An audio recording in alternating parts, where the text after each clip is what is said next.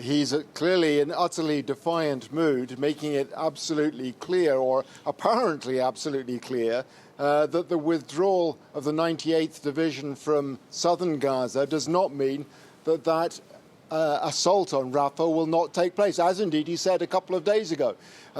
He was criticised by the extreme right of his coalition, who told him that he would no longer have a mandate unless the Israeli Defense Forces launched an assault on Rafah.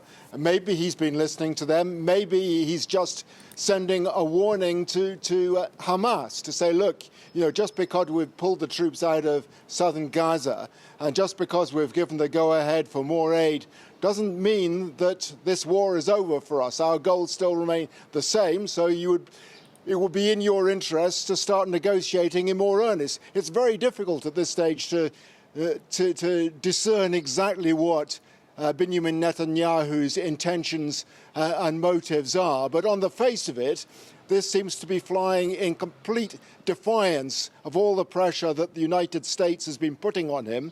You remember that Joe Biden said explicitly that he did not want a ground offensive against Rafah. And today, too, we had the leaders of France, Jordan and Egypt saying there should be no ground offensive and threatening the possibility of sanctions if it were to go ahead.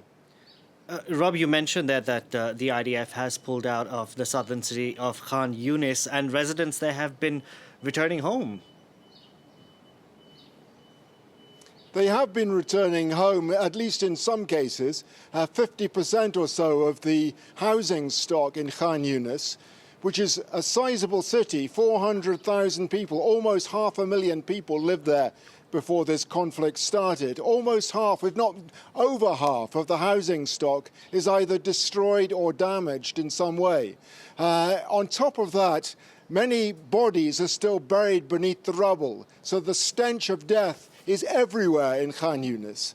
People are returning, seeing whether they can salvage anything from their homes. Looters have already gone ahead of them, though. Much of any value has been stolen. So the return is going to be very difficult. Israel may calculate, however, that if a large portion of the population of Khan Younis does return to the city, that would lighten the load, the refugee load on Rafah, and make it easier for them to carry out a humanitarian operation to remove the population of Rafah in advance of the attack that we were just referring to, planned by Benjamin Netanyahu. Interesting, too, that Israel announced today that it is buying 40,000 tents to house the population of Rafah in advance, presumably, of that operation again, though it's not clear where they're going to be put.